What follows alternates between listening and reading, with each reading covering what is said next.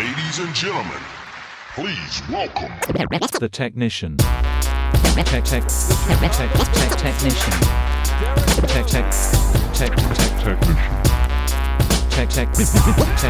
Technician. And they call him the technician. What's up, guys, and welcome back to the first episode of the Technician Podcast 2023. Now, I've had some time off, but I'm excited to get back into this. I feel different. I sound different. I know this, which is great for you guys, myself, and my guests, and anyone else that wants to be involved with this. And today, the one that's involved with this is one of my very good friends, Shannon Hottes. And we're going to be talking everything about how Shan's 2022 went, how mine went, what our future's looking like, and a few topics, because we've had some great questions come in. And then after this, we've got another special episode coming. But let's get stuck in. How are you, Shan? Yes. Hello, everybody. I am great. How are you? I think I sound different too. I feel we've both... Well, look, considering this, right? We've known each other for just over 12 months. What the fuck? Just over 12 months. We're best friends. which, you know, in itself, that would go against today's society of believing that it's hard to make friends as adults. That's some bullshit. That's some bullshit. We don't believe in that. And look, guys, I know some of you have heard this story about how Shan and I met, but we met at an event that I hosted with my friend Rip and Todd in 2021. Yes. That's crazy. That's wild. End of 2021, December. So, and we met during, you know, an event where it was the polarities of masculine and feminine, 50 men, 50 women. Yeah. And I was part of that day because a couple of men didn't show up, which is fine. Yeah. And I got to experience something very interesting. It was the day that my masculine was really ignited. Yes. Through an activity that we do. Absolutely. And then I actually then sat in front of Shan and shared my biggest shame, which at the time was money. Now, I don't know how well you remember that, Shan, but how was that for you to experience what you guys saw in that war pit? And then to have us all sit down so calmly and control that, which is what, you know, we want to teach. I felt so held by you, and it was so nice to be able to share with a stranger at the time so vulnerably and feel safe, because I know in recent times, especially with what Dane and I are doing with Heart-Led Warriors, the big kickback I get from men is that they don't want to share because they're scared that they're going to be seen a certain way. Actually seen for who they are, right? The masks are removed. Yes. So what did you experience that day? That day is forever imprinted on my mind and my body and my soul. It was the biggest day of healing for myself in my feminine, and a deep healing for myself with experiencing the masculine. And experiencing the masculine in such a deeply integrated way. And with you specifically in that beautiful experience that we had, it was delightful, actually, to actually hold a man in his vulnerability. And I say delightful in a way that is not like happy, happy, joy, joy, delight, delight. More delightful in a way of like my feminine just went, oh, thank you for gifting me this moment to receive your vulnerability. And thank you for entrusting me to hold you in this. And it was a deeply beautiful healing and masculine experience in you delivering that and your softness and your vulnerability. And for me to actually just sit there and hold space for you.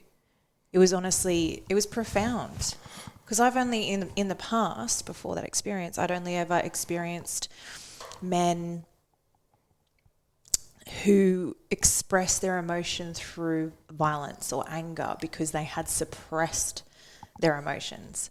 And then coming into the ripple effect, and which is the name of the event, experiencing the war pit where all the men beautifully went in there and defended and raged and roared together, like my heart just sang. As protectors and guardians. The protectors and the guardians, instead of in the past what I had experienced from my exes with abuse and things like that. So seeing that, witnessing that, and then seeing you in your vulnerability and holding you in that, and just the safety and the unconditional love, it was out of this world. And it's made me so passionate about working with masculine and feminine polarities and working with men and women to help integrate these energies and actually step into the divinity that they are. And that was that pivotal moment for me. Oh, well put. For that to be a pivotal moment for you, how important do you believe that this could be such a pivotal moment for so many women that don't have to necessarily go to an event like that, although we truly believe that that's a great thing to do, right? Start there. A one-day event. There's so many incredible people that throw them and do them, and we're obviously potentially looking in that space too. But it's a matter of there's so many different important facets of that day and that experience you just explained, which one for me is tapping into this new energy I had no idea was in me because I only used it during football or when I was hurt, the wounded boy. Yes. Coming out in relationships where, you know, my strength is tested or my intention, integrity, etc. I would lash out and be like, well, fuck you. And that's that little boy coming out, right? On this day, it was that first feeling of an integrated masculine experience for me. What could have gone so wrong is that if I wasn't held in that afterwards and heard in also dropping straight back into my feminine. So it was like swinging of the pendulum. It was really important to come back to self. And I feel like we did such a good job, and everyone that attended, especially, like, I didn't know who you were. I just happened to discover one of the best coaches in Australia at the time, who has now become like your trajectory in the last 12 months plus. To think what's possible in 12 months. That is, I say that because anyone listening, we are people too. I believe I'm special because everyone's special, right? Everyone is special. Although it's not to say that you can't do this too. Oh, my thing is, if I can do it, anyone can do it. I didn't come from glory and riches and big families and lots of money and all the things. And if you did, friggin' amazing. And though that's not my story. So I didn't come from much. I came from a single mum, broken family, not a lot of money, you know. That was the story. And my thing now is like, if I can do what I have done and actually do it in such a short amount of time, anyone can. Anyone can. I am special, and though I'm also not special to anyone else, anyone can do this. I love that. And it's coming back to the frame of we are all one. And this is my belief. I've learned that through this podcast is that in the past I may have projected a lot of generalizations out for everyone. Like, you need to believe this because this is what I believe is true, and rah. I'm now going to speak from personal experience and personal projections and perceptions of reality.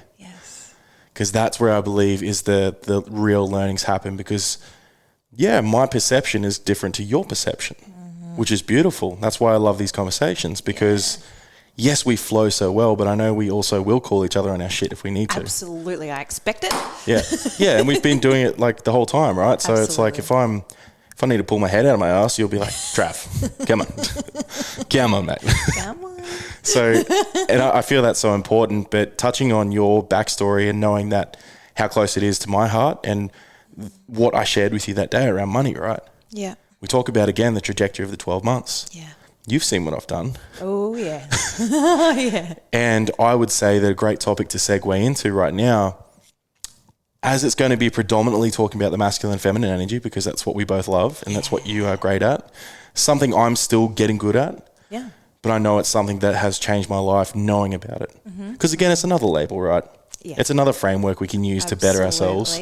But it's a great bloody label and framework to use. It's a great, yes. Because for us, it feels so true. Because we've seen it play out. So for me, I look at it and I'm like, I'm always about breaking the boxes, right? Get outside the box. However, when I think about masculine and feminine work, it doesn't put me in a box. It actually expands me. Lets you flow. Yes. I like that. It's almost like, what would you reframe that as then? If it's not a label or a box, it's more so like what's something? An energy. Just a way of something to use, because I feel in the past something that I've always been super passionate about is teaching people about the whole, I have anxiety. I have an anxiety disorder. It's like, do you? When did you decide that? Do you know that I was diagnosed anxiety disorder? I was actually diagnosed. How old were you? And I don't know. Was this like teens, years ago? Teens. Yeah, okay, yeah. And I had really freaking bad anxiety. Like I would have proper blackout anxiety attacks.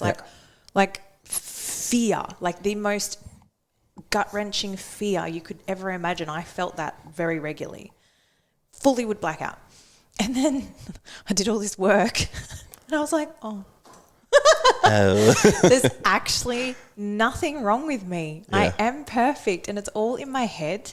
And, you know, there is a level of body work that goes with that. Working with your hormones is a big one. Definitely, like gut health, etc. Yeah, getting off the pill was a huge one for me. That was messing with my hormones too much, and then having my breast implants removed. We can go down that path if we feel like it. So many things that were messing with my hormones and my thyroid. So there was a level of what I had contributed by choosing to be on the pill, choosing to have breast implants, that created unease within my body. And it was all in my mindset. Like it was literally just like reframes, facing my shadows, doing the trauma work, realizing that my triggers are actually my best friends. And I was like, oh, it's literally like a magical pill. Sheesh. It is a magical pill. And knowing that for myself, I've done the same work as Shan, obviously different degrees and different things. Yeah. Although we've both gone towards a storm at all times. Every time. Yeah. And look at our lives. I'm sure people look from the outside in and think, oh, they're doing this. Don't get me wrong. I've been through some fucking shit during this journey and we continue to do so. Although that's why we are able to do the things we do and the people that we've become the people we are. And this is the thing. It's like you become a master of your own story. So you get to choose what your next chapter is. And like Trav said, we face our shit head on. It was only a week ago that I was messaging Trav and I was like, I'm calling out to a friend. I've got shit going on in my head. I need, okay, how do I do this? How do I navigate this? I need a perspective outside of myself. And had a great conversation, went for a walk on the beach, and then I was like, oh, okay, I'm good, I'm back. And it took about an hour and a half. Isn't that powerful, knowing that you just questioned it? I questioned it. I asked for help. I went for a walk, and I was fine. That's in a matter of hours. Yeah. Yeah, and something I said last week on a podcast I was on with Dane, with Ryan McCarthy, talking about, you know, the whole different level, same devil keeps coming up. For me, the analogy I put forward was it's like when you're playing a video game and there's this boss that's really hard to beat, but you learn his moves over and over again and you start rolling right instead of left, and you like stab him here and you use this magic spell, and what's actually happening for me, this same devil comes back, this same game boss. Mm-hmm. The difference being is that 3 years ago, it would destroy my life. These days, it's like a tickle in my brain for 10 minutes. Yes. You know? That's literally what it's like. It's like, Trav, you're a piece of shit. Oh, and I'll deal with that within, like, I'll question, like, why did this self-worth issue come up around this? Mm-hmm. Why didn't that person respond to me? Yes. Am I not good enough? Literally. Wait, no, it's not, because this, and this. And yes. all of a sudden, you question it that just came up rather than run from it, suppress it and be like, oh, God, it's back. Just like write it down on a piece of paper. If you actualize things physically, do you find that works quite well for you too, Shan? Absolutely. Yep. Absolutely. Yeah. Honestly, like I will, if I know that I don't need sort of someone to have a conversation with me, I'll literally like journal purge. I call it a brain dump, where I just purge and purge and purge. Sometimes I end up stabbing the page and going nuts and go full dark feminine. I'm mad. Ooh. And then I rip it out and I burn it. And I'm like, oh, I just did that. I'm like, all right, now what do I do next? Like, what do I do next? Do I just read my book? Do I need to just soften and just be? Or do I take action on something? Is this a bit of energy that I'm getting because I need to take action on something? Okay, I just questioned myself in a good way. For anyone listening, would this be great for pretty much anything that they're going through? Yes. Yeah. Absolutely. It's like a lot of the times, like I'll speak into women for a second who have like a natural cycle and their hormones are doing the normal thing. So when we go through I'll just call it week 3 for a simpler term, the week before we bleed, like we're chaos. We're fucking nuts. Our hormones drop. We're moody. We're cranky. We have no idea why, and we want to murder everyone. And we suppress that because it's not socially acceptable. And then relationships end. Abuse happens. Shit gets broken. Cars get crashed. I don't know, like chaos happens, right? And it's something so simple as just like if you instead just went, oh, okay, I'm on my week 3. Cool, babe. I feel like shit. Like, I actually just don't want you to touch me right now. And I'm going to go and journal and probably stab the page and have a bath. Okay, cool. Just communicate that. Like, actualize it, like, and accept what you're going through is actually fine. And if it's your hormones, great. If you're just choosing to be that way, great. Whatever it is. And for men, a lot of men work fucking hard. And you come home and you're freaking tired, right? A lot of men do a lot of physical labor. And so when you come home, like, notice what you need. Feel your emotions. Communicate it if it needs to be communicated to someone within the house. If it doesn't, even better. And actually just go, what do I need in this moment? And fucking give it to yourself. And don't suppress it. Feel it and go, all right, what do I need? And it's just that simple. Like, get your journal. And I say this to men too. Get your friggin' journal. Write it out. Because as well, a lot of the times, all these thoughts are going, do. Why am I feeling like this? I shouldn't feel like this. I shouldn't do this. I shouldn't do that. This cheeky should word can just piss off. And it's like, actually, just be with it. Yeah. Because the more you go, next minute, you're waking up in the morning and you feel like shit because you couldn't stop thinking about it all night. Whereas if you just get out a notepad and sit by the fire or sit with your dog, that's what I often do, just purge it out and then it's done. It's out of your head. And then if you feel like you need someone to go back and forth with you, get a freaking coach, get a best mate who's a coach, have these positively heightened conversations where you can actually go, I need to purge and then I need to shift. So it's one thing to purge and then a lot of people just keep you in the purge. You keep going around in circles in the purge.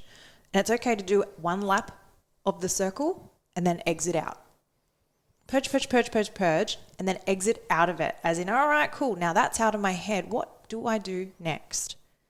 So I'll use myself as an example. Last week, I messaged Trav for some advice about some things I've been going through in my personal life. And I was like, I do need, for me in the situation, chose to want to have a male's perspective. And so I messaged Trav and I was like, how do I go about this? Like, I just don't feel great. This feels gross to me. It feels yuck. Ugh. And so we chat. We went around the circle and then it was like, all right, let's have a deeper chat about what we can do next. And it's that exit out, that action of like, okay, we've got all the shit words out. Now what's next? How are you going to move on from that? For what purpose do people choose to sit in that loop sometimes? Conditioning, not knowing any better, wanting to replay the victim story. Being a victim's much easier, isn't it, than being a victor? No, it's not. As in, like, do you feel like that's why they choose it though? They think it's easier? They think it's easier, yes. Yeah, because 100%, I don't believe that at all. It's... Once you realise that you get to be the hero of your own story and you feel that, then you're like, oh, it's actually easier. Right, and it's, you map movies across into your own life. I watch things and I look at the hero's journey which plays out. Yeah. Think about how cool it would be that you are starting a journey. You get everything taken away from you right in the beginning. You go to prison.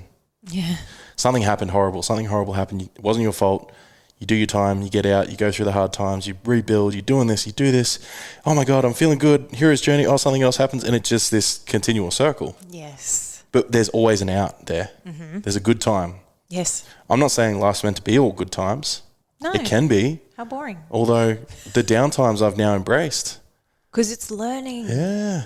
How good is it? It's yes. like the yin and yang lifestyle, I believe, for me, has worked so well because when I first began doing this sort of stuff, I was like, I'm so happy all the time. And that's all I projected out. Yeah. When really, because I believe I was avoiding, because I was like, absolutely. I've done all the work. I'm meant to feel good all the time. No, I'm not meant to feel that. And by suppressing it, it actually made me feel worse. The energy was shit. I didn't have creativity. Yes.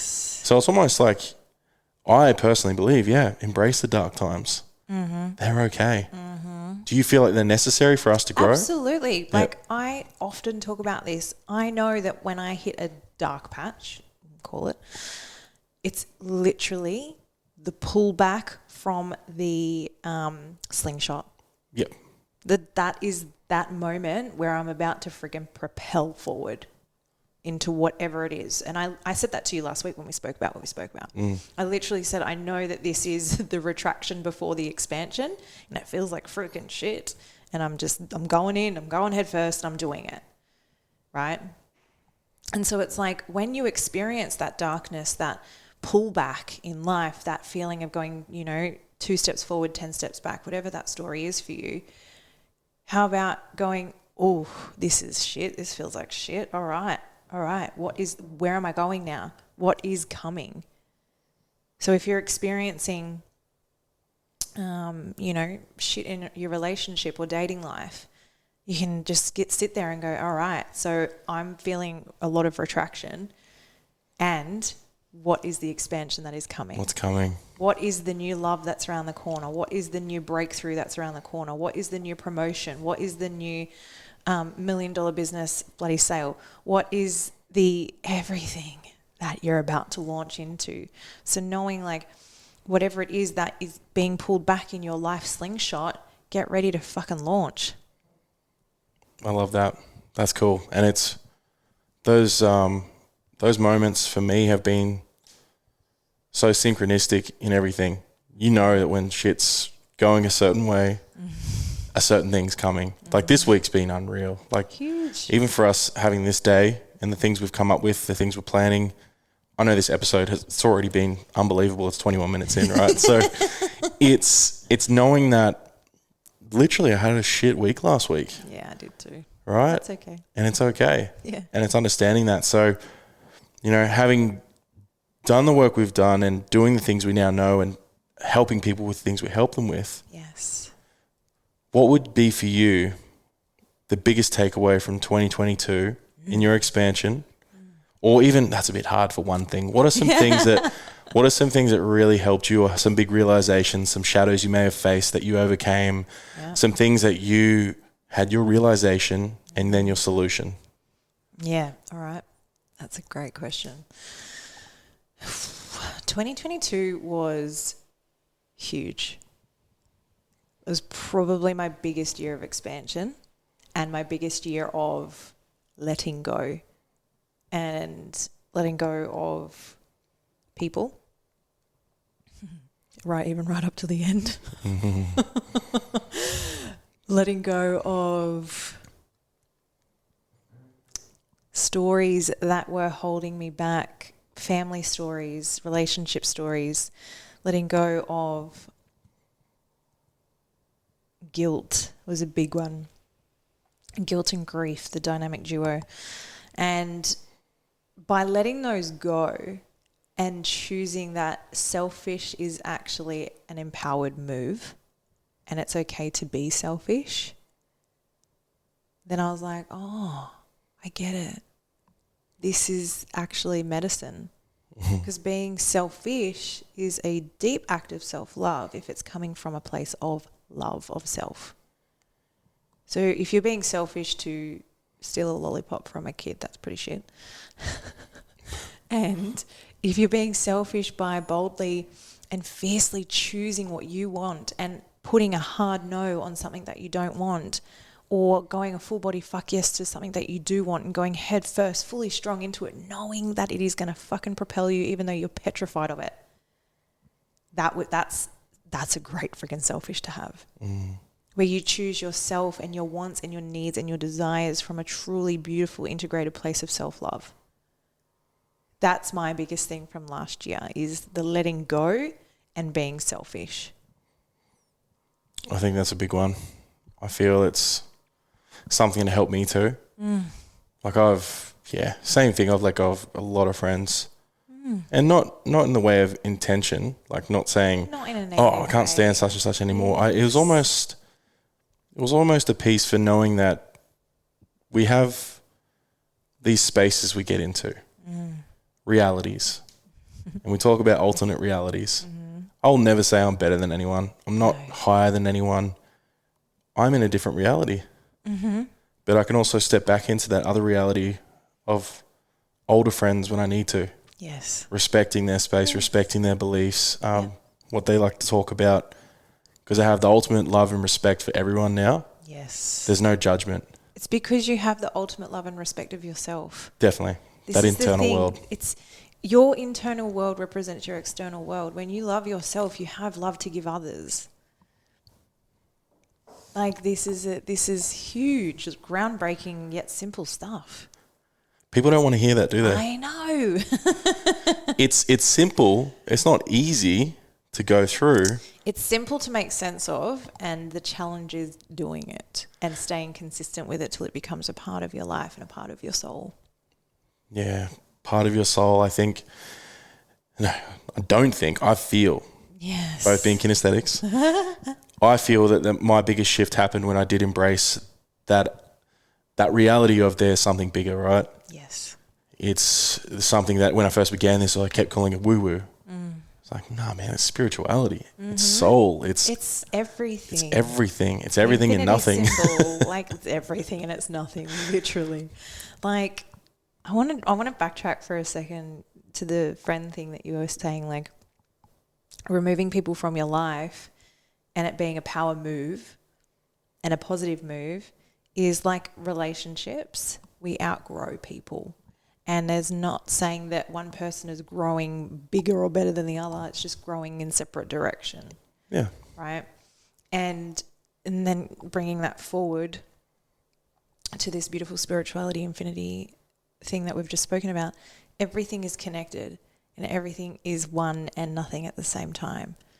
So when you're knowing that, when you are choosing to hang on to things that aren't serving you anymore, you're still choosing to stay stuck in that past self instead of growing into your next version of you and continuously choosing to continue the evolution of yourself and the currency that innately runs through you in your life. Infinity. And realizing, because I've had this, some of those friends will come back. Absolutely. And they didn't go anywhere. They just saw where you shifted to and they want to learn about it too.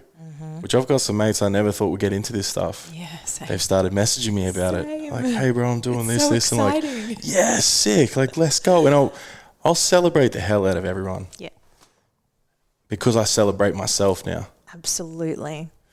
Yes. Right. Celebration's important. Yeah. Do you celebrate a lot yourself? Like weekly celebrations, daily? How often would you say? All the time. So if it's something really big, like I've hit a milestone in the business or A new opportunity? yeah, like anything. Like I can tell you the day that my man steps in, I'll be having a fucking party. And so like those bigger milestones, like I'll have maybe a bottle of champagne and I'll actually have like a toast and a celebration, or I don't drink often at all. And though when I do, I'm intentional. I'm celebrating something. And, you know, Trav and I, we had some wine last night. And for me, that's in celebration of what we're creating right now. So, and then all day, every day, I celebrate everything. Every time I slap my card on a card reader to pay for something, I'm celebrating.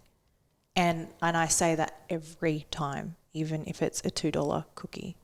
Like, I'm celebrating that I have this plastic fantastic that I get to utilize all the time whenever I feel like it, right?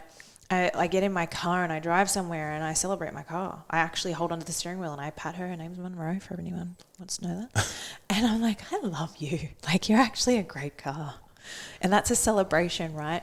And this celebrating and gratitude and grateful lists and these things, it's all in one for me, because I'm so fucking goddamn grateful for my life, and I'm so grateful for my existence, and I'm grateful that I have a car. I'm grateful that I have a fucking best mate who's this tech wizard of a podcast human being. I celebrate that I get to have a glass of wine while we friggin' plan this incredible medicine that we're bringing to the world. I celebrate my dogs. Like, I wake up in the morning and, like, I get slapped in the face and claws in the eye and all sorts of stuff. And, like, you know, all the dog parents out there, you know what I'm saying? And, like, I'm like, how could I be mad? How could I be sad or anything about that? And I hug them and I celebrate them. And I'm like, I fucking love you furry weirdos. Like, Just by magic, they just exist. And one day I just looked at them and was like, well, I love you. And I don't know what you say. We don't speak the same language. We don't, like, we're not even the same species. And yet I look at you and I tell you I love you. And it's like magic. That celebrate that. I love that. It's celebrate it. That is, it's a simple formula to finding your pleasure in life, because we talked about happiness. Mm-hmm. We talked about how it's a fleeting feeling.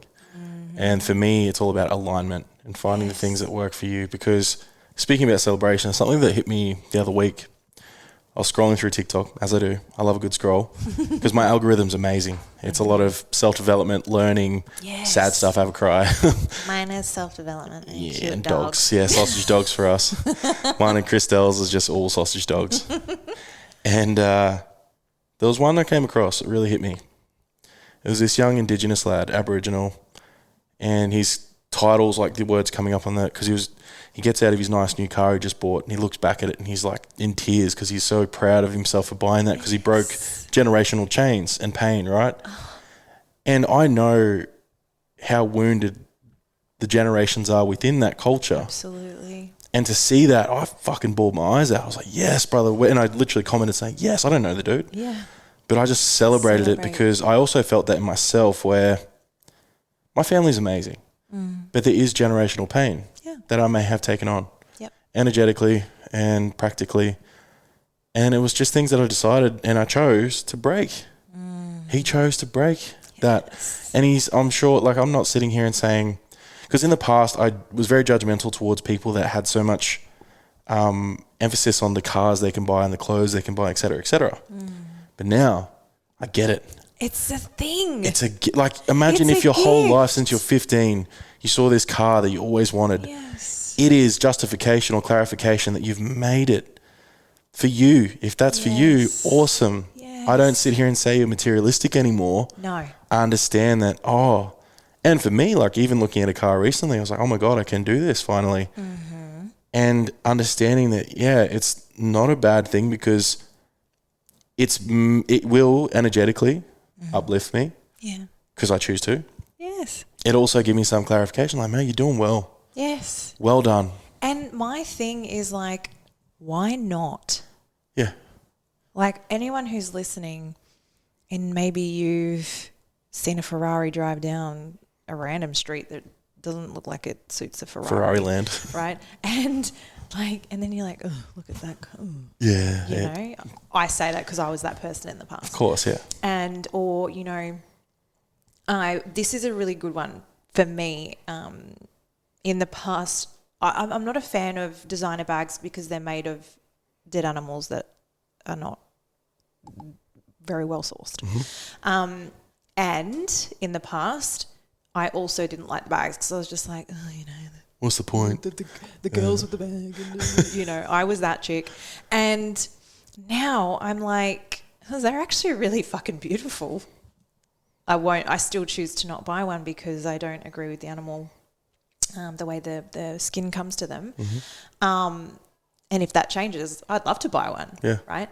And it's this whole shift of the reason we choose to go, oh, that car, oh, that bag, whatever, is because within ourselves we choose to believe that we don't deserve it. So then we fob it off with shitty behaviour language, right? And then one day when you do the work and you're like, oh, I fucking love myself and I do deserve the best and I can have all these things and now I'm making lots of money and, like, I can buy nice stuff. I can buy that fucking $200 dress that I would never have bought in the past, whatever. And it's like, I feel friggin' great. I feel like $1 million. So why not? Why not choose that for yourself? Why not decide that you can absolutely have the very best in life and fucking claim that for yourself now? Because it's available. And you can have it without harming animals, FYI. I figured it out. And, like, you can choose what your morals are in the world and how you want to spend your money on yourself. Yeah, and I think it can go a bit deeper too, where knowing that if you're relying on the spending on things to make you feel better from the dopamine hit. That's another one. Just seeing the difference between the two. There's a difference between celebrating yourself for the hard work done and just surviving. Whereas it's like you're doing a job you hate. So to feel better on the weekend, I'm going to go buy this. Retail therapy. Yes. I did this in the past. Yeah, look, I've done it. That was me. 100%. Mine was tech. I would buy the technician. Buy new laptops, a PlayStation, a new TV, any money that came in. I was like, fuck, I've got to spend this. Do you know what mine was? You're going to laugh. Let's see if you can guess. As in, was it clothing? No. Oh, yeah, I do like buying clothes, but no. Bigger money. Bigger money. Oh, shoes? No. Interesting. My house, all my furniture, all my bits and Oh, pieces. of course, yeah. I mean, it does look good. I know. Yeah. I love to decorate my house. And you know what? I Well, will environment's continue that. Yeah. I'll just make more money to keep spending it on Yeah, my of house. course.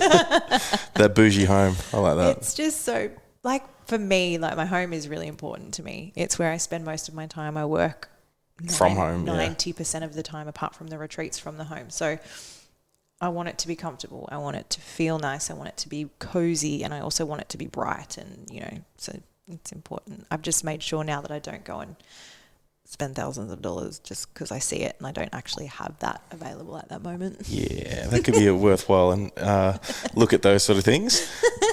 And I mean, knowing that, and knowing that these are things that we teach to our clients and help them to understand, make a sense of for themselves. Yes. Because I've learned recently as well, and I'm always transformative in what I do. So I'm happy to admit when I'm wrong.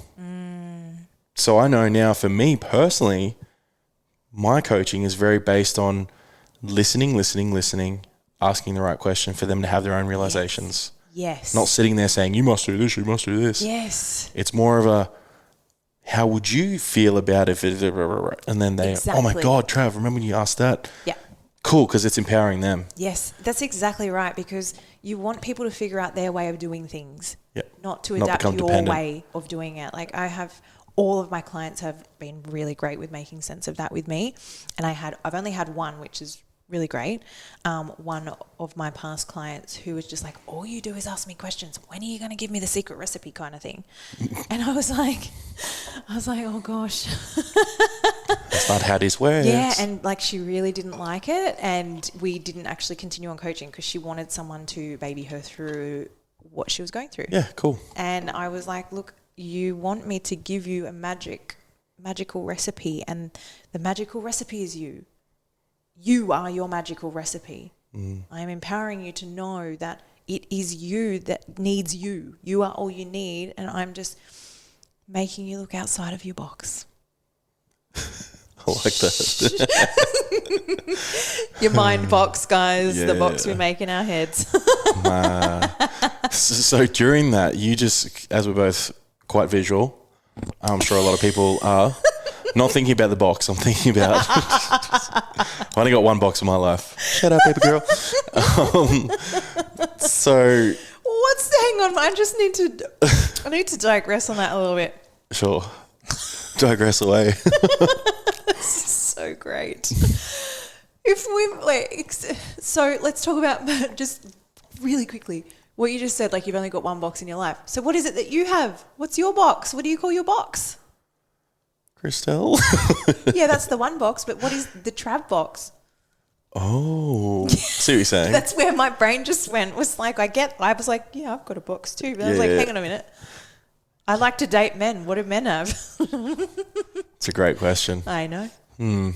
I will think about it. I'll come up with something. A rectangle? Well, because my mind's gone somewhere else, because you said something really cool there, which I feel Please go back. Which would, I feel, help the listener very muchly. Not the box. So, no boxes, guys. What I'm picturing right now, going very Disney with this. Yay. There's a big cauldron. So you're creating, let's close down our eyes. Breathe with me. And we're looking at this big, beautiful cauldron.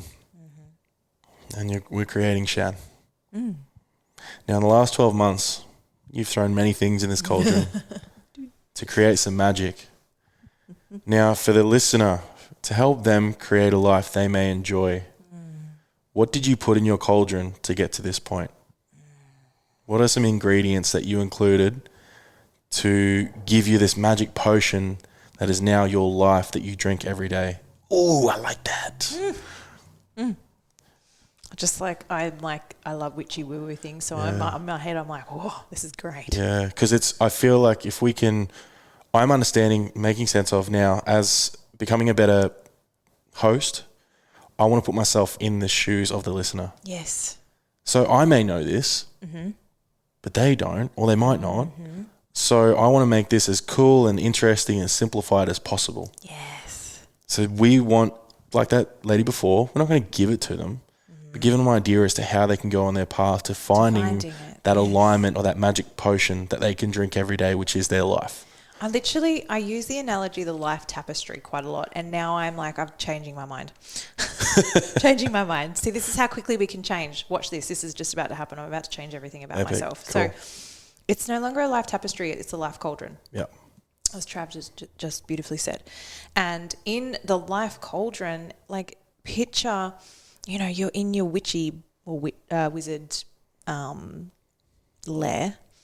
And maybe you're in the Harry Potter dorm, I don't know, wherever you want to be. Yeah. And you've got your cauldron, right? And you've got this shelf around you of self-love, abandonment, what else can we do? Creativity, sensuality. What else can we do? Masculine and feminine energies. Masculine and feminine and abundance and all these things, creativity. Right? And you can just go, whoa, what do I want to put in my cauldron next, right?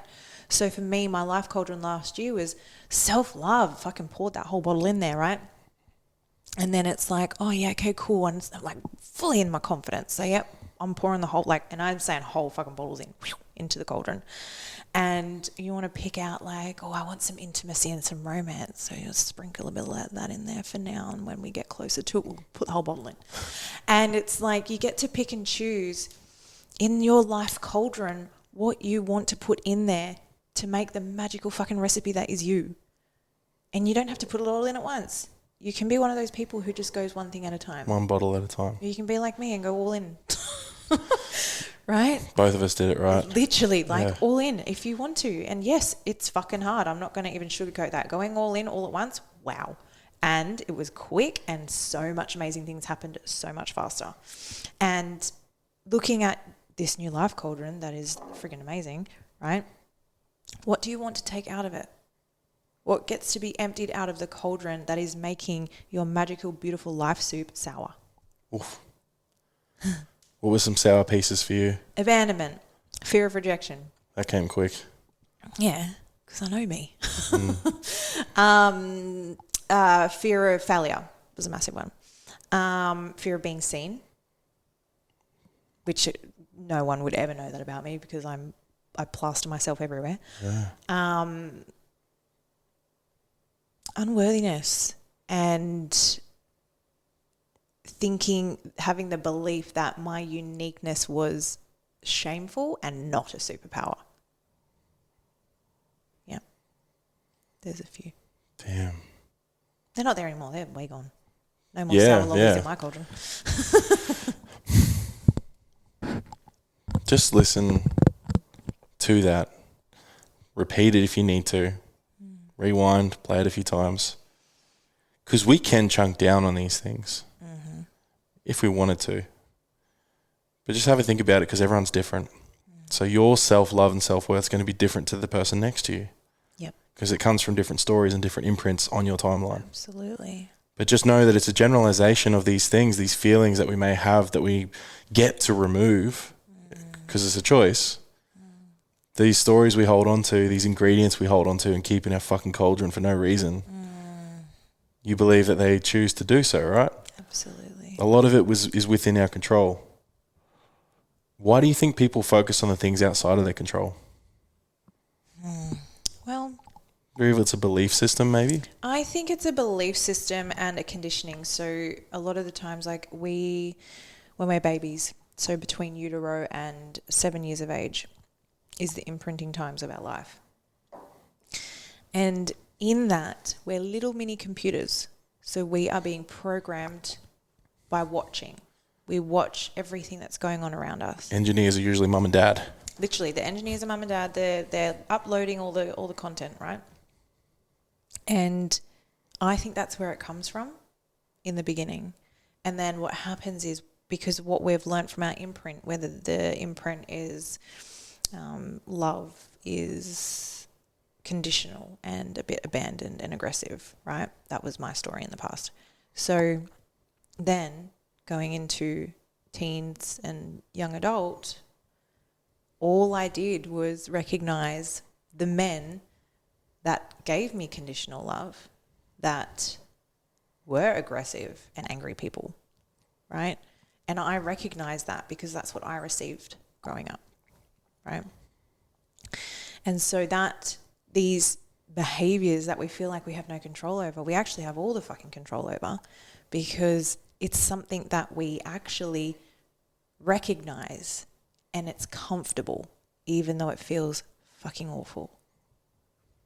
And until you pull that apart and actually go to the depths of your soul and figure out that you're just recreating a pattern that you were taught and programmed into as an infant, like until you figure that out and peel that back, you don't get it. You're just like, oh, I'm always getting shit relationships. I had 3 of them. I had 3 abusive relationships.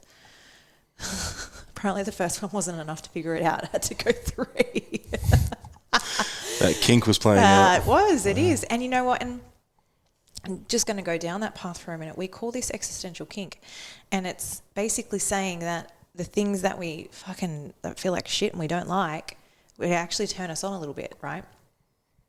And we can still heal that and enjoy it at the same time. So for me now, like, to have fun and to play in a, I'm going to say angry and aggressive, but I'll go deeper in a minute. So, like, if I want to play with a man in safety of anger and aggression, it can look like, you know, when you're getting heated and heavy in the moment and he's just a bit of angry and aggressive, I suppose. And it's a consensual, fun experience that you communicate. And then I want him to be really loving and beautiful and kind and everything else as a normal person. And when I get to experience the kink, we have fun in the bedroom. He might throw me around, throw me up against the wall, whatever, you know. And that's how you can play with these things after you've learnt what they are, if it's something that you still want to play with, or if you want it completely removed from you, if that makes sense. I hope I went deep. No, that was great. How would they go about learning about what maybe some of their kinks are? Where do I start? So honestly, for me, it was when I did NLP and we did some timeline therapy work, that's where I was like, oh my God, I get it. I actually get it. For me, it was all working with coaches. It was just people pulling apart layers of me, or helping me pull apart layers of myself. Asking those deeper questions around why you do something? Literally, it was just like, I don't know why I'm always getting this type of man. And that's like, well, how is that you? Yeah. That's a great question, isn't it? How is that you? How is that part of your story? Where is that in your story? And figuring that out. And then going, oh, okay. And then having that question of like, is this something that I want completely gone from myself? Like, am I ready to just completely remove this, or do I still want to play with it? Do I embrace it? Yeah. Yeah, right. And you can play with these things so long as they're communicated and safe with the right person. I like that. And I think, you know, sort of mapping a little bit from the kinks aspect, going into something that played out for me, for example, for anyone listening, if they want to know sort of what might play out as well, which is a programming or an imprint, whatever it may be. A lot of people will get secondary gain from doing something negative. I literally said this last week to you. What is my secondary gain for last week? Yeah, yeah. And I realised the secondary gain of me came from doing ECT on guilt, which was a story that played out when I was younger. Everyone was buying new skateboards and all sort of shit. Everyone was skateboarding, all the boys. Yeah. So I wanted a skateboard, naturally. So I said, Dad, I want a skateboard. Let's go get one. I'm sure I spoke like that too. And he took me down. I still remember it to this day. And he was like going to take me to go just get like a basic like Kmart one or something, right? Because of my insecurities that I took on, I felt like I needed a really good one. Yeah. If I rocked up with a shit one, everyone's going to bully me and tease me. Yeah. Which, you know, it does happen too. It does happen. Although that's okay. Sometimes these can strengthen us too. Absolutely. And what I did, I had a sook. Big sook. Put the fucking bottom lip down and I didn't talk to Dad. Walking back to the car. And he's like, all right, fucking hell, let's go. And he took me down to City Beach and spent like $300 on like top of the line skateboard, brand new trucks, ABEX 7 wheels, all these things, right? Things I did not need because I had no idea what I was doing.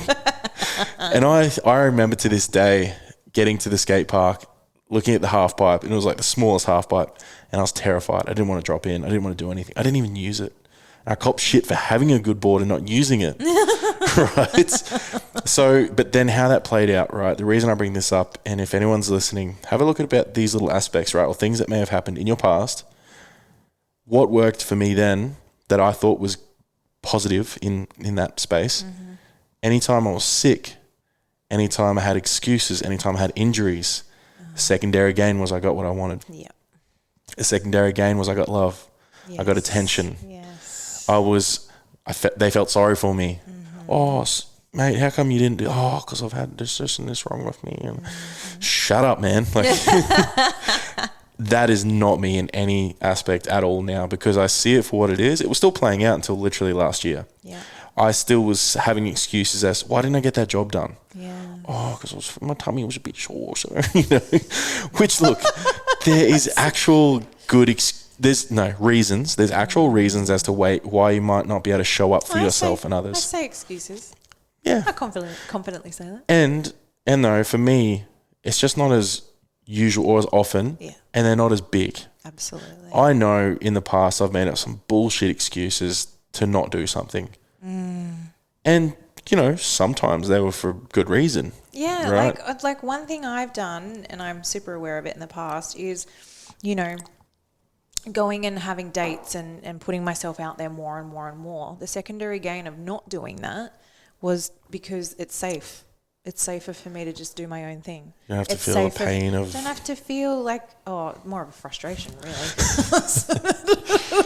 Because, I mean, let's be real, dating isn't what it used to be. I got another fucking weirdo. Right? And it's like, and how is that me? And You're a weirdo. You are. I am a weirdo and I love it. We all are. We all are. And I'm just going to say the etymology of the word weird is the power to control one's fate. So it's a great word. Lean into that one. And, you know, so the secondary gain, and that doesn't always necessarily mean, oh, you know, I get attention or I get whatever. It can play into old stories as well, like keeping yourself safe, keeping yourself from being hurt, keeping yourself from experiencing life because it's unsafe. Because the anxiety of doing the thing was just too much to handle. I'd rather make an excuse and not go to this party. Yeah. Because I don't want to be seen for who I actually am. Yep. Or I'll get drunk and do that. Yes. I used to do that when my eye was still really lazy. I would avoid that and I would go to day parties so I could wear my sunnies. Yeah. And I would wear my sunnies and I'd be like, blah, blah, blah, blah, blah, my usual self. Sunnies would come off and I'd be like, internal. Don't want to look at anyone. Gotcha. That's a big one. It's actually a great segue what you just brought up. We've touched on it a little bit, but I know it's now a big thing. Yep.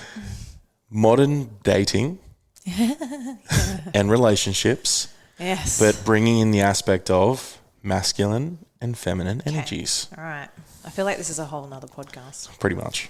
Well, we're already nearly an hour in. That's okay because this is our longer one because this is technically your third episode. Okay. And then the next one, we're going pure topics, advice. Done. It'll be like 30, 40 minutes. We got this. But this one's great because I know it's part of this and I know the people listening are the ones that resonate very much with what you and I do. Absolutely. And we know this in itself it's powerful. Has helped us a lot. This has helped so much. This honestly has changed my life. Dating. Okay, so I am a 33-year-old woman who grew up in the world of meeting people at bars or meeting people at the beach. Or shopping centres? Shopping centres, absolutely. Meeting people just out and you get to feel their energy, you get to experience the connection, right? And in the past, I've been single now for 2 years. However, in the past, I'd had a few long-term relationships. And then I became single and I went on Tinder. And I was like, this is interesting. And I was on Tinder for 2 weeks. Then I met my last relationship. And it didn't go great. He was also abusive. That's my thing that I attracted still. And then we separated 3 years later. And then I was like, oh yeah, I'll try Bumble. I'll do the thing. And it was awful. Worse? Awful. Just the conversations. And I was at a place of doing deep healing, doing deep work on myself. And so I was really like, I'm just going to like put myself completely out there on my profile. So I had lots of photos. I'm like, this is who I am. I'm a dog mum. Yes, my dogs sleep in the bed. If you don't like it, too bad. And I was very like, this is what I'm into. This is what I like. This is what I don't like. And I was very open and honest on my profile, which I think is important. For anyone who wants to date, be descriptive on your profile and also have lots of photos. And even link your social media if you feel safe to do that. And what I found for myself is I get a lot from feeling people. I need to feel someone's energy to know if I'm attracted to them, to know if it's something that I could explore. And I didn't get any of that through this bloody phone. And then I'd have conversations, and what I'd learnt, even from the 2-week stint that I did on Tinder before the last relationship, and then going on to it, this was 2 years. Oh God, where are we? 23, maybe, yeah, somewhere in the last 2 years. I went onto Bumble and Hinge. Yep. Fuck, see, I don't even know. And I was like getting into these conversations with these men, and there's just nothing. Were they men or little boys? Well, yeah. And there's just like, I'm like, tell me about yourself. Invite me on a date for a walk on the beach or in the forest and let's have deep conversation. Not like, oh, I'm going to this bar, we should go have a drink. Okay, cool. Well, I'm not going to do that after, hey, how are you? Great, how are you? Great, we should go do this. Like, where's the feeling in that? And where's that been lost? I don't, look, What are men or women afraid of within this? And this is men and women, because I can guarantee everything I'm saying, men will be like, oh my God, I'm experiencing that. Of course, yeah. And I think it's a social media thing. I think this world of technology, also, I call it fast food dating, this fast food dating world. There is another name for it. I can't think of what it is right now. It's this like quick in, quick out.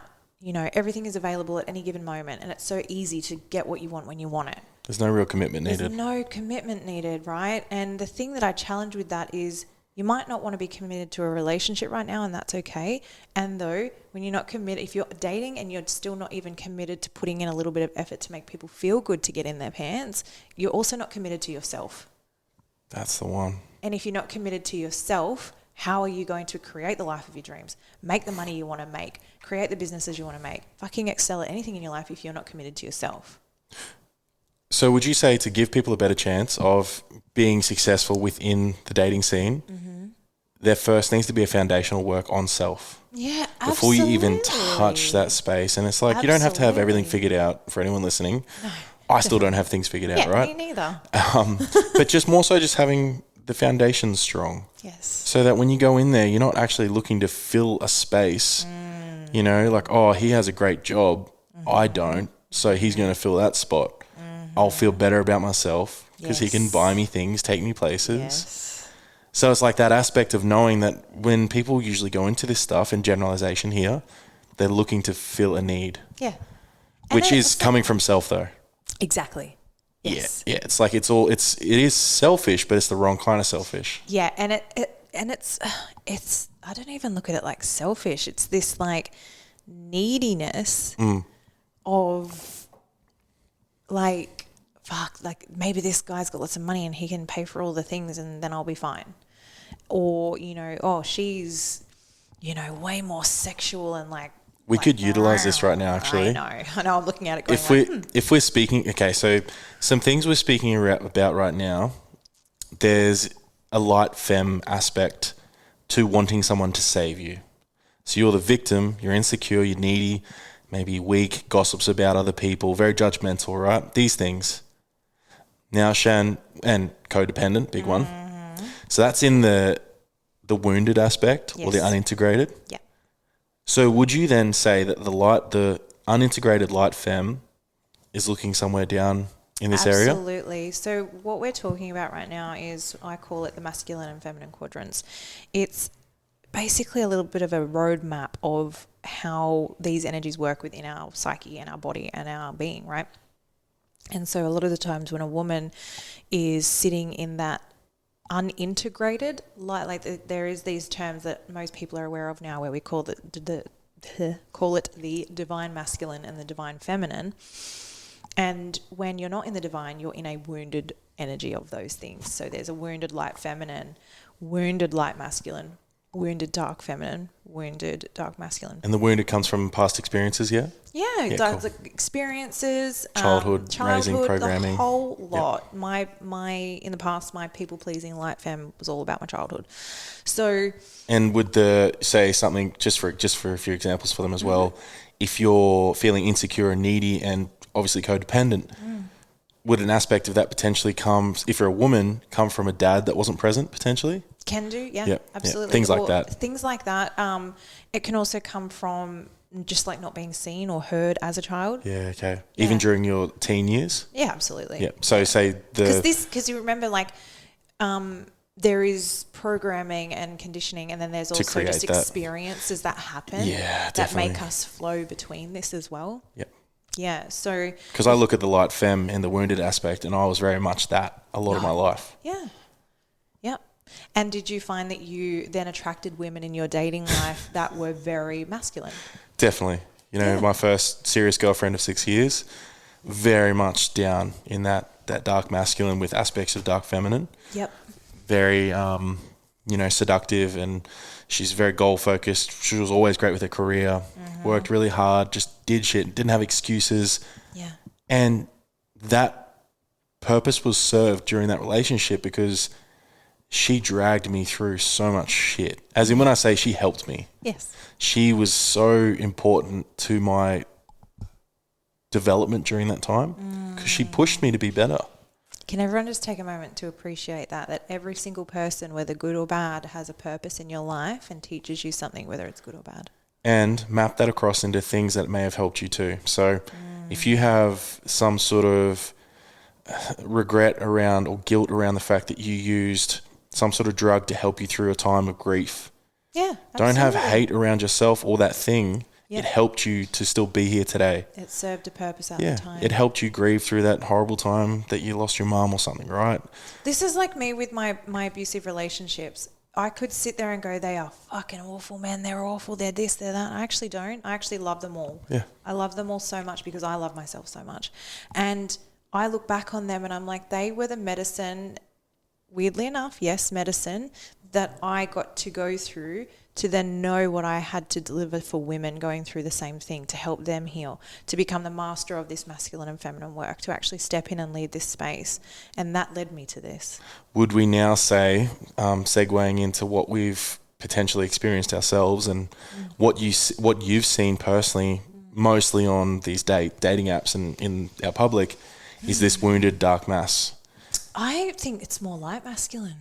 Oh, actually, yes. Yeah. Oh, yes. Yeah. Good point. So I think... Just explaining to anyone listening, what we're looking at is a quadrant. Shan's actually taking the time to draw on here. And what I'm reading in the wounded dark mask is, say, someone who may be predatory, seedy, controlling, abusive, narcissistic, rigid in their programming and, absolutely, insecure sometimes, I would say. Absolutely. And this can happen a lot in relationship, where women tend to then maybe become mothers and they're not integrating their energy. So they be the people pleaser. They want to heal this. And so this happens a lot.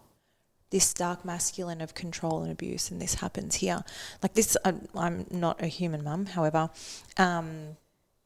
yet.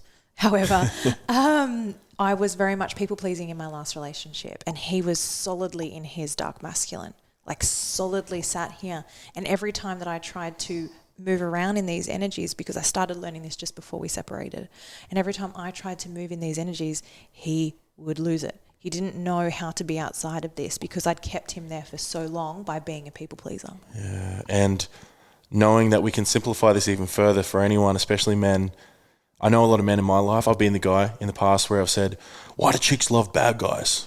Why do I love bad boys? Yes. This is why, if you're listening. Literally, and it's because there's like an unintegration happening within the light feminine that, you know, has no boundaries. We give too much. We're people pleasing, and then we're insecure and we're needy. And so when we're not loving ourselves, not knowing who we are as a person, we just sit there. And so then we're constantly getting these guys that feel goal focused and career driven and courageous and protective. However, they are not. They're controlling, they're abusive, and they're narcissistic. Which is big because they, a lot of the time, generalizing here, they actually look and sound the same. They're these big muscle-bound guys, tattoos, like all that sort of stuff. Again, generalizing, guys. I'm not saying those type of people are these people. One of the biggest guys that I have recently met, he's a wonderful guy, and he sits more in his light masculine, and I'm like, wow. Yeah, like I'm 6'5", 145 kilos. I would say I'm integrated now, but a lot of my life was very light femme, light mass. Yeah. You know, and it's knowing that it's just commonality. So if you can look for it, we're only saying these examples so you can see it for what it is. Mm-hmm. So if you're a woman listening and you find that when you see these big tatted up muscle bound dudes that all dress the same, act the same, etc., there may be an underlying reason as to why you're so drawn towards them. Absolutely. And again, a lot of them can be beautiful humans. Like one of my good mates is Jackson Tippett. He's such a beautiful he's dude. Great. I love Jackson. Beautiful dude, you know, but he looks like something that someone... Yeah. So he said he would attract the wrong woman sometimes because he's actually more so up in the light. Yeah. And you know what, for the women as well, I sat a lot in my dark masculine, feminine in the past, and a lot of my better relationships sat in the light masculine.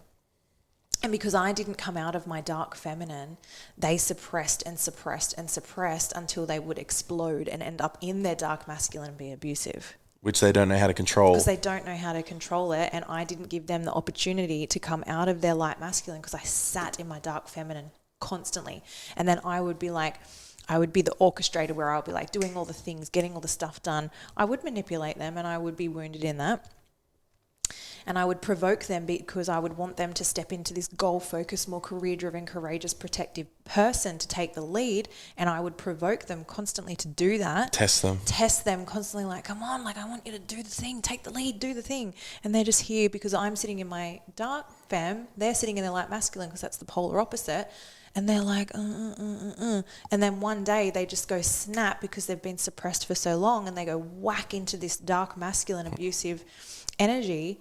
And then we go, holy shit, in the insecure, friggin' weak victim of the light feminine. You get polarized so quickly, hey? It happens that fast. And that is honestly where a lot of abuse happens. It's just a suppression of anger or anything that needs to be expressed, and it doesn't get expressed, and then it explodes. And then you have this whole shift that happens of polarity with the masculine and feminine where it just goes whack, whack really quickly.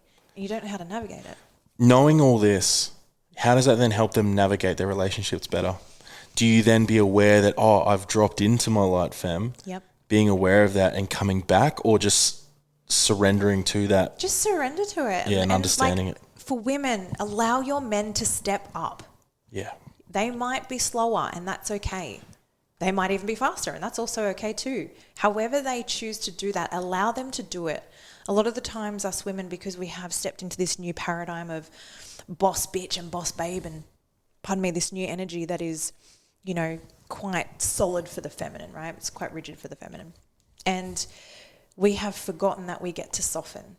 Yeah. We have forgotten that we get to surrender and to trust that our men know what to do, and to allow them that space to step into their power, to lead us, to hold us, to protect us, to ravish us, all these great things that I know are hitting a lot of women right now listening to these words, because it's like, oh, yes, that's what I want, right? And we've got to allow them to do that. We can't tell them to do that. We can't force them to do that. We have to just sit back and surrender and go like, oh, lead, just lead. Yeah. Like, I'm ready for you to lead.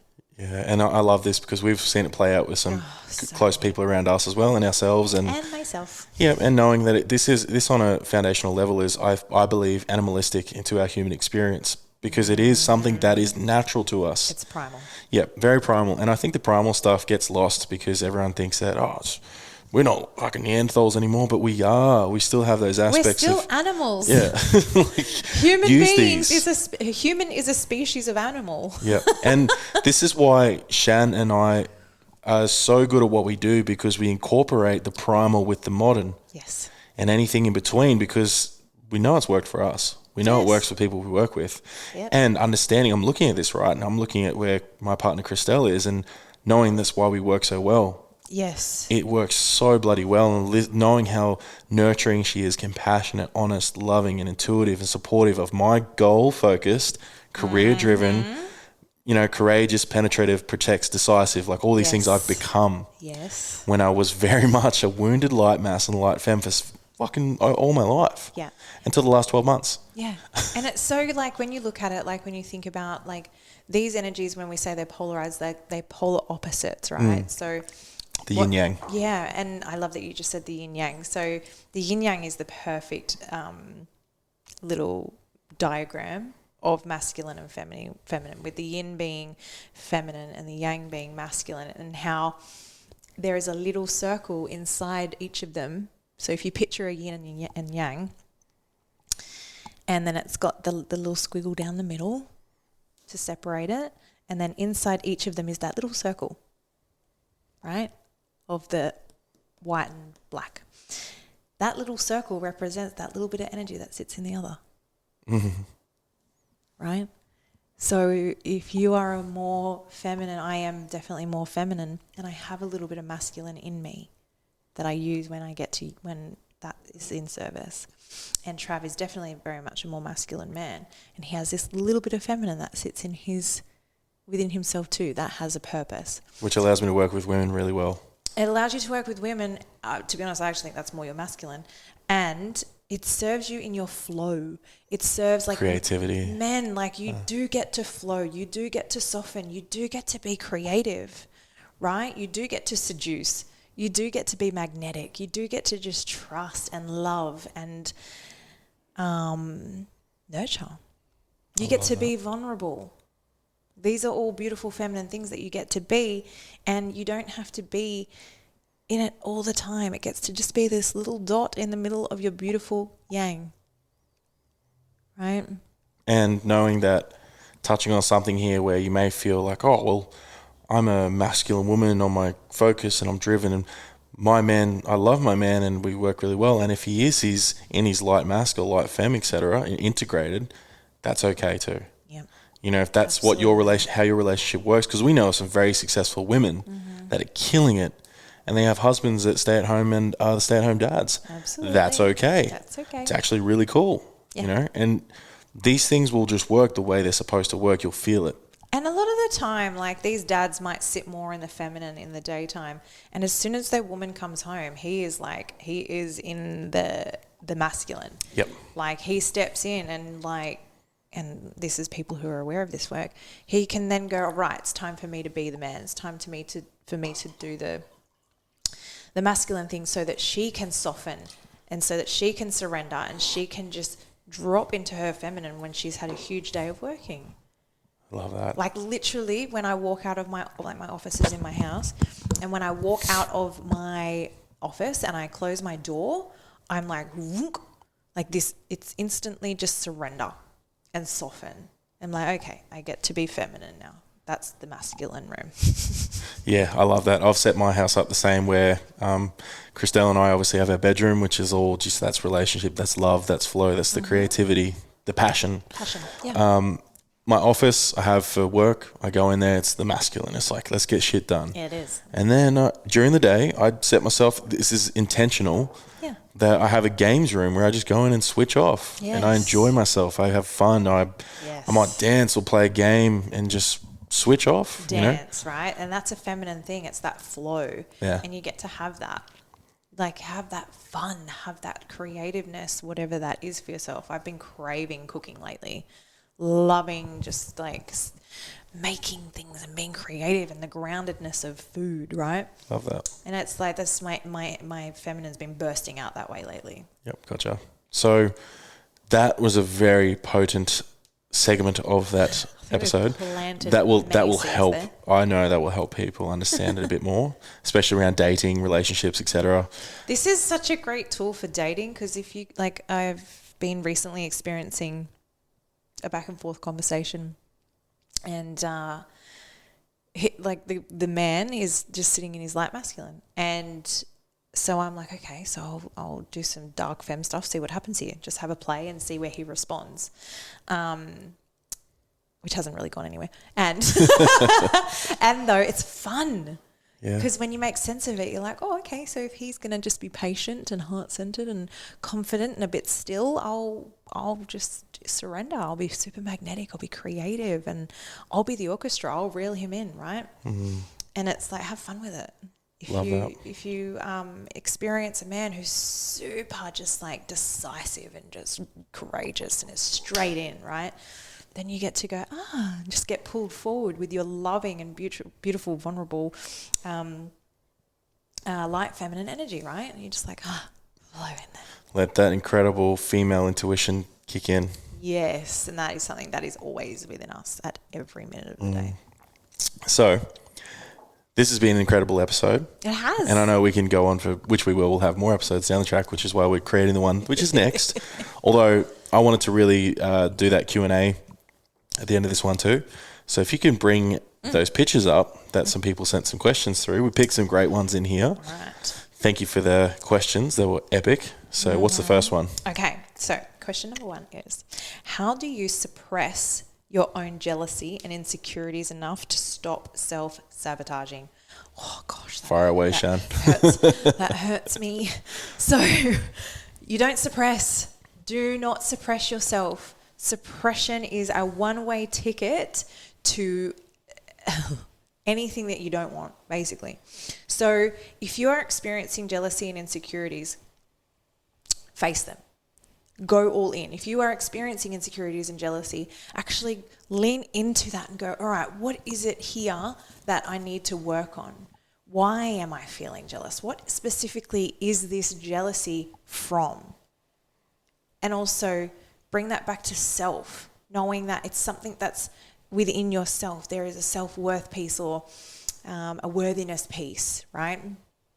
I used to get a bit jealous in the past. I remember I would be jealous at my dog giving my ex-partner more attention than me. And I'm like, what the fuck?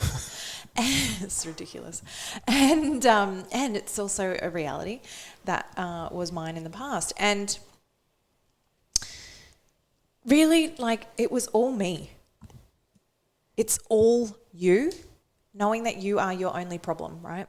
So if you have these things, explore them, research yourself, become the explorer of your own shit, right?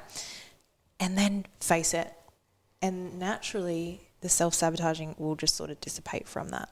Because the more you face it, the more you love it, the more you integrate it, the sabotaging just doesn't exist when that happens. Love that. And I would answer the exact same way because I've been through that. I used to get very jealous with past girlfriends and if any guys were talking to them, etc. Again, things that I just wasn't facing in myself. Yep. I'd be like, oh, they're better looking than me. Oh, they look better than me, fitness-wise, etc. Yeah. All these things that will pop up. And it's, as Shan said, face them and they will be gone. Literally, all you got to do is just facing yourself. Yep. What's the next one? Okay. Helping an overthinker regain some control over negatively spiraling. Again, wanting control, the overthinker. You know what? Like, I've been a chronic overthinker in the past, and if you can just choose to overthink positively, then it's actually serving you. Yeah, so embrace it. Yeah, just embrace it and take control of what you're thinking. Also, a break state. So if you're spiraling, like, get up and do star jumps. Yeah, Or so go outside in the sun and go for a run. we were speaking to someone recently, and they were really struggling with a breakup of, you know, being together for 7-8 years, childhood sweethearts kind of vibe. Yeah. And they would find themselves get in this spiral of thinking about that and like how much they miss them and what they meant to them, etc. And we mentioned, break the state. Stop thinking about it. Go around the stairs. Yeah, put some music, a fun bit of music on, play a game, whatever it might be to break that state. Now, we're not saying don't feel the emotions that come up during the initial mourning of a loss like that. Yes. Yeah. You know, feel all that, Feel get it out of your all system. that, Yeah. yes. Although, say it's a year down the track, 6 months down the track, whatever, and you're still struggling. going. It's like, come on. Come on. Let's have a think about this because Yes. again, also I've had clients in the past and people I've known that they might split with someone they've been with since they were 15. This is a normal progression of life for some people. Yes. Yeah. It's okay that they've moved on. Yes, absolutely. And you think that you won't find anyone else the same or like them. That's actually a good thing because your journeys have gone separate ways. You're now at a different stage and you want to meet someone that potentially suits you now. Yes. And one thing that I always go back to is Jay Shetty's comment of he doesn't believe there's one soulmate. There's a lot of mates that help you find your soul. Yes. Right? So it's understanding or making sense of the fact that, like for me, I've now had 4 or 5 serious relationships. I've always been in relationships. I have love for every single one of them Absolutely. because they led me to the love of my life now, which is me. And then my partner. Yes. I called, Always self first. yeah, I called her in because I called myself in, called myself out and did the work and found that true love for self. Yes. So I had no other option but then to have someone who was at my level, vibrant wise or Yes. vibration wise and frequency wise, for them to meet me there. Yes. Because my magnetism at that time Yes. was insane. Yep. I couldn't fucking run away from meeting this woman if I wanted to. Write that down. Magnetize your dream partners. Yeah. Do the work, become the energetic match, and magnetize them to you. Map this across to anything in your Anything life. that you want. Money, opportunities, friends, Yeah. health. Become the magnet for all things you want in life. Absolutely. So, what's the next one? That was great. I really like that. I like this one. What are the gifts in the feminine that men miss and women would like us to see? Oof. Great question. Can you say that one again? Yeah. What are the gifts in the feminine that men miss and women would like us to see? So basically what he's asking there, guys, is what are the feminine aspects of us that we may not see that the women want to see? What are the gifts in the feminine that men miss and that women would like Oh, us to sorry, see? no, that must be So in women, the feminine and the women. What do we want men to see? Yeah, yeah. Ooh. Okay, so I'm going to start with you. What gifts are in the feminine that you love and that you would like to see more of that you miss? So I love the support from my partner. So she's very integrated in her light femme, and the support and love I get from her is ridiculous. Like I'm on my journey, right? I'm on a fucking mission, and she loves that. She sees that, she supports that. And I've had women in the past that saw the drive in me too. So they supported me too, however they could. Yeah. And I've been really lucky in that. And that's what I love seeing is like that support, the intuitive answers for questions I have for her as well. Yes. She just knows things that I don't, and none of my male friends do. Yes. That is a big power, and that's why I have so many female friends. Yeah. You know, as much as, and again, knowing you can't really coach your partners, which I don't, to Christelle, I do my best not to be like, oh my God, we got to do this, we got to blah, blah, blah. It's knowing that. Sometimes we get passionate. Yeah, and knowing that by me leading, she is following anyway. Like she's already wanting to do all the same stuff, right? So for me in women, I love seeing them surrender into their intuitive flow, the love, support, the nurturing, the compassionate, I guess like just really surrendering into that integrated feminine aspect, which is what you do for me. Yeah. Abs, like just, I look at the women around me and just, it's the support. Yeah. There's so much fucking support and it's different. Yeah. It is different. And that's why I actually have now one of my male clients, my biggest goal for him was to actually find a female friend. I love that. And he has, which is great. And it's changed his life. Yes. Because I said, mate, honestly, you're going to get different support, love, and ideas and beliefs, etc., from her compared to the boys. Yes, absolutely. The boys still are great. I fucking love the men in my life. Although it's just that different flow. It's just something about women. It's just magic. What do you think is the most beautiful thing within you that men see? Oh, gosh. The beautiful thing I see within myself is what I can give you. Yeah. I don't know what other people see. What I see in myself is my love and my definitely. absolute what's the word, like, where I have so much passion for people and passion for pleasure in the way of I want everyone to know what is available in this life. Your honesty is what I love. Oh yeah, I'm pretty brutally honest. But and again, what you just said, love, it's honesty with love. Absolutely. Because I need to hear these things to better myself. Yeah. So that would definitely be something that I love in my female friends and partner too. Yeah. It's the honest love. Yeah. What I think, like, because it says in this as well, and what women would like men to see, and I can only speak for myself, what I would like men to see is that it's okay to express to us. Yeah. It's like You we can trust. we actually enjoy when men talk to us and just have a conversation. This is a big one, actually, because if we start to trust women more, to speak to them about things we're going through, because we know how much men struggle with their mental health, that would be such a big thing to be seeing for us to notice in women that we can trust them. Yeah. That would be felt through all women for sure, because how many girlfriends have partners or husbands, wives, etc., have a male partner that they feel that he doesn't trust them enough for him to share his weakness. Absolutely. Which is not a weakness. It's not a weakness, it's a power. It's perceived as weakness. Yes. But it's a strength to be vulnerable. Absolutely. If you're listening and you're a man, young man, old man, whatever it might be, my power was truly realized when I was vulnerable to the public. Yes. On Instagram, on podcasts, on all that stuff, right? I was terrified Just showing up. at the beginning. Yeah. And now I'm super vulnerable. Yeah. Doesn't mean I go around whinging about stuff, etc. in a way, that's what they would call it, is, I don't want to be a whinger.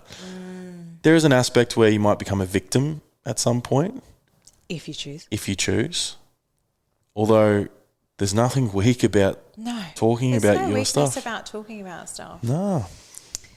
I think as well what I would like men to see is the beauty in the chaos of the feminine.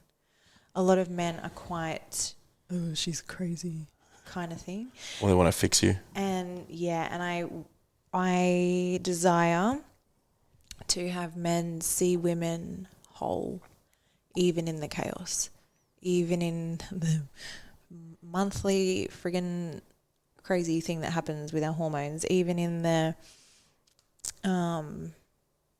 everything. Like, the feminine is wild. She's fucking messy. She's great. And my desire is for men to see that and be lit by that and go like, wow. Yeah. Yeah. I love that. Cool. What's the next question? How to identify someone who is in pain and wears a mask like a boss. So that's on the person. Yeah. In my head, that is, if they want to wear a mask, there is nothing you can do or say to get that person to do that. They have to have that radical self-responsibility and do it themselves. Yeah, you can't force them to open up. It's a matter of showing that you are a safe Yep. space for them to share or whatever it might Provide a be. safe space. That's all you can do. Yeah. Yep. Cool. Yeah, we might have to be a bit speedier with these last ones. We already touched on this. Leaving people you know aren't for you. We already touched on that earlier in the podcast. It is this is a self-worth thing with yourself, knowing that not everybody is for you in life, and everyone, you grow and expand, and it's a really beautiful thing. Embrace it. Embrace it. Just step into it. Go wholeheartedly into it. And also, if you're going to leave a friendship or a relationship and you're not sure and you know that it needs to end and you're freaking out about ending it, instead of looking at it from your point of view, look at it from their point of view. That's another person's life you're wasting. Time, energy, all the things, right? So knowing that, just choose not to waste the time anymore. Nice. Yeah. Advice on how to talk to anyone you meet. That's a gift of yours that needs to be shared. It was very specific for myself, and Yes. I know you can do the same too. And No, go. for me, I really deep down just care for everyone. So I will always give time to someone who wants to speak to me. I'm a very good listener. Yeah, you are. If you want to be able to speak to everyone, don't speak. Actually listen more than you talk. Yep. Actually give a shit about people. Actually ask them, not the old how's work? But that can be a great start. I get small talk can go deeper. And knowing that if you just listen and ask more questions, you'll actually be the most interesting person in the room. Ask questions. Ask questions. And this could be an introvert, extrovert thing too, right? Some people are really introverted, and that your superpower is that you're just having deeper conversations with less people. And then there's other people who might be a bit more extroverted who like to have really great, exciting, multiple conversations, right? It's just different. People might not realise this, but I'm naturally an introvert. You are, I know, I remember. You've got the same as me. I'm an extroverted introvert. Oh, no, wait, I'm actually... No, I was just over extrovert too. Gotcha. Yeah, okay. You were just under. That's right. Yeah, so for me, I do love stuff like this and meeting new people, etc. Although I can only do a certain amount of it. Same. And it's I not need like to I have my don't recharge time. Yeah, and it's not like I don't not like people, etc. It's just that, again, I'm compassionate as well, so I feel everything, energetically, emotions. When I went through the shopping centre during Christmas, I was in there for an hour. Needed to come home and sleep for 10 hours. I'm the same. Yeah. I'm like, why? Did you see that video So that dude many does? people. He takes a piss out. He's spiritual, but he has fun with it. And he'll be like, when you've just come back from shopping at the centre with all the NPCs. Oh my gosh. And he's like, oh my God, what is this? And it's a thing. yeah, and there's no judgment on people. We can understand that myself, I only pulled myself from the Matrix in 2020, and that was thanks to Jordan Potts, who I've got coming up on a live this Sunday. Yay. Well, sorry, no, it would have been the Sunday just gone because this is coming out next week. Great. Yes. Which is fine, which is great. Yes. So whoever listened to mine and Potsy's live last night, how great was it? But again, these people come to our lives for a reason, and also we have these realizations within ourselves. So Yeah, absolutely. yeah, the whole wanting to meet new people and Just go do it. just fucking do it, and know that not to use people, but just know that I'm here because of my network. And as well, it's okay if people don't respond. It's okay if people don't get back to you. But I'm so likable. Why don't they like me? It's okay. It's actually not everyone likes you. okay to have people ghost you, and I'm not a fan of ghosting. I think it's really shit. And though, if you just choose that, all right, well, thank you, next, right? Just adopt that. I don't like the thank you next in everyday things. However, in this situation, if someone's not responding to you, it's great. Just okay. Choose to move on. Give them love, thank you, next. Yep. And just till you find your people. Yep. Healthy masculine and feminine polarity discussion. We've done that. Habit stacking. Habit stacking. So for me, I very much had my path drawn up for me. So what we're looking at right now is a big A3 piece of paper, which Shan's drawn the Mass Fem quadrant on. I've realised being visual and kinesthetic. I love the look and the feel of this because it helps me actually visualize exactly how my future may look. So when I wrote down my goals, I put it on a big piece of paper and say, for example, one of my goals was to be the #1 podcast in education in Australia by the end of this year. Although each month, listeners. yeah, thanks guys. So each month I'm going to write what I ended up at. Oh. So if I check the charts, and this isn't checking the charts to be like, fuck, rah, rah. It's just so I can keep track of what I'm averaging sort of thing. Absolutely. And for me, that then whittles down again to a habit that will help me get to there. So by having a habit of, I must have a system set up where once I've done a podcast, my habit is I will spend 2 or 3 hours cutting up all the content for the week and it's done. Yes. Because that will drive me towards the end goal. So the habit stacking for me, I work backwards from the goals. Yes. Because the habits then make sense. Reverse engineer your goals. Yeah. And then the habits become discipline. So you want to create discipline through habits. Say my gym stuff, I go to the gym now minimum 3-4 times a week. 5 days for me. Hey, let's go. And I'm just proud of that. no, I'm It's been a never long keen to time. go to the gym. I could not be fucked. I'm sure you feel the same sometimes. But again, it's something that I know is going to keep me healthy. I like being strong. Funnily enough, I've said this before in a podcast. I like being big, strong, and powerful so I can protect the people I love. That includes myself. Feels great. Yeah, so it's cool. So that's my reason and it works for me. If your reason is to look good, awesome. Yeah. But maybe if your reason to look good is to cover up an insecurity of not loving yourself, Absolutely. maybe then there needs some work there. But again, no judgment. Just have a think about it. Because something that came up in 2020 when all the gyms shut down, a lot of mental health issues started coming through, right? Because some people started to look a bit different to how they normally do. I actually really loved that time. Yeah, it was great. It Slow was down. actually so great. I got a lot done for myself. I bet.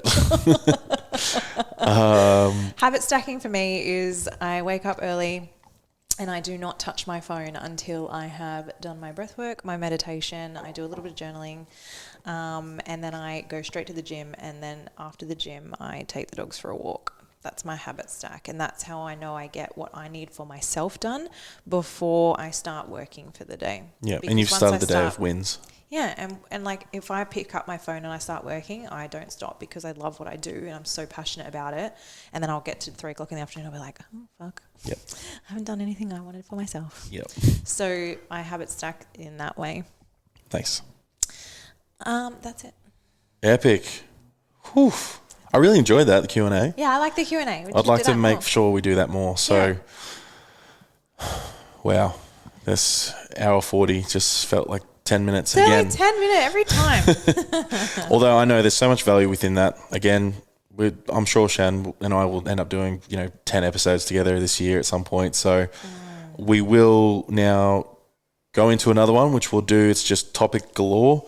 Yeah. Touch on a few topics, what our beliefs and perspectives of that, and you can take what you want from it, any value and help. But Shan, I'd love to give you the floor to say what you've got planned for this year. Where can people find you and work with you? Are you taking one-on-ones at the moment? Yes, I, as of next week, am opening up for one-on-ones, which is really exciting. They will get snapped up quick. Yes. And 2023 is big for me. I am launching the Art of Feminology. Epic. And it is a beautiful school of womanly arts that is going to be a delicious deep dive into the feminine. So I'm really excited about that. Also, a lot of new things coming within my business and some group programs that I'm not even going to go any further into because they're really exciting. And also a beautiful masterclass kicking off in February with the technician. It looks sick. Like that. I just dropped it in. It's when the idea came, we just both knew, like, why the hell haven't we done this sooner? Oh my God. We attempted at the end of the last year, but everything was just happening so much and so quickly. Yeah. We're like, okay, we need to give time to this and Absolutely. love and birth it properly. Needed gestation Which period. now, we'll give it, what's that, a month from now? It's the 18th of February. Literally 4 weeks. Off. Yep. Well, today is the 18th, but I'm sure this will come out, what's that, on Thursday, Friday, 21st, I believe, 22nd. Anywho, it's coming out in a few weeks. Now, looking at that, are we looking at 20 spots? Yes, it'll be 20 spots. Yeah. And then maybe we'll open some cheeky other ones. Because we want to make it available. The point of what we do, right? We're not here to make money. No, I want to serve We're here to people. serve. I Yes, want we to love serve. money. Like, I love money. Yeah. And my mission is about, I have a big picture for my mission. Huge. Yeah. And it comes from working in animal rescue for years. And I rescued hundreds and hundreds and hundreds of animals. And the one thing that just kept happening was it just wasn't changing. Yeah. Because the people weren't changing. And so my mission is like, I want to heal the world. I want to heal these masculine and feminine energies. I want people to have regulated emotions so they don't suppress and then unleash negatively towards people and animals. A lot of the animals I rescued came from domestic violence situations, and the only way to heal that is through healing people. And that's my mission. Yeah. And so we want this to be available and accessible to everybody. Because we're aware that not everyone might be able to afford the elite level coaching that we offer. Yeah. Although, I want to give out as much free value as I can. Absolutely. To the people that eventually will want to do that for themselves and invest in themselves. So podcasts like this with Shan, masterclasses that might be, how much did we say? 99? It's 99.99. And we're not doing this because it's spiritual. I love numbers. Yeah, 99.99 looks good. Looks does. cleaner than $100. Yeah. Yeah. So I'm fucking 99.9% sure that will sell out instantly. Absolutely. Because knowing People are ready. what we've touched on in this episode, we're going to go much deeper during that. And you actually get access to us. Interactions. Hey, I'm struggling with this in particular. How do I get help? Yes. This is where we specifically say your name's Sarah, and you come into this masterclass wanting help. Sarah. Hey Sarah, how you doing, beautiful? And you come in because you're struggling with your job that you fucking hate. Yeah. We will help you have a realization and understanding that you are fully capable of doing and having anything you want in life. Absolutely. And we can help you create that within that couple hours. Yes. With 30 seconds. Absolutely. Right? Literally. So this is what's possible. We literally did this today when we got here with a beautiful person we know, and we just watched us flow and we're like, yeah, we need to do more of this. We need to do more. Yeah. So thank you. Thank you. Anything else you have to say? No, I love you all. Yeah. I love you and love everyone listening because I'm pumped for this year. Yeah, same. I don't know if you saw my video I put out the other day, but this is the energy I'm coming with. Yeah, hard. It's the big, like, fuck you energy Yeah. to the negativities in world. Not to anyone in particular. It's a big fuck you to the limiting beliefs. It's a big fuck you to sitting in the past. It's a big fuck you to the past versions of ourselves that no longer serve us anymore. It's a big fuck off. We're done with you. Level of expansion. Yep. No more sadness, no more stories, all this bullshit. Yeah. I want everyone to live the life that I'm living and Shannon's living and the people around us that we're able to help are living because we believe it's possible for everyone. Cool. Epic. Love you. Thank you. Thank you. And thanks for listening, guys. Let's go.